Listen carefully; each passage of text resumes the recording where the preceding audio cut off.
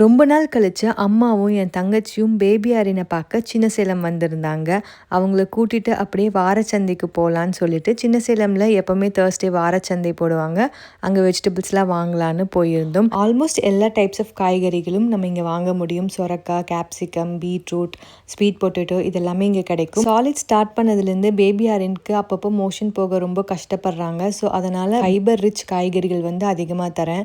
பீக்கங்காய், beetroot, sweet potato, carrot இதெல்லாமே நான் இங்கே வந்து ஒரு வீக்குக்கு தேவையான அளவுக்கு ஸ்டாக் பண்ணி வச்சுப்பேன். கேரட், பீக்கங்காய் இந்த காய்கறிகள் எல்லாம் கொஞ்சம் சாதம், பருப்பு கூட நல்லா வேக வச்சு 1 ட்ராப் நெய் ஊற்றி நல்லா மசிச்சு கொடுத்துருவேன். சில டைம் நல்லா சாப்பிட்டுப்பாங்க, சில நேரம் வாயே திறக்க மாட்டாங்க. சாப்பிட வைக்கிறதுக்கே ஒரு பெரிய போராட்டமாக இருக்கும். 1 இயர் முடியறதுக்குள்ளே எல்லா வெரைட்டிஸ் ஆஃப் காய்கறிகளையும் இன்ட்ரடியூஸ் பண்ணணும்னு எனக்கு ஆசை. பட் சில காய்கறிகளை அவங்க விரும்புகிறதே கிடையாது.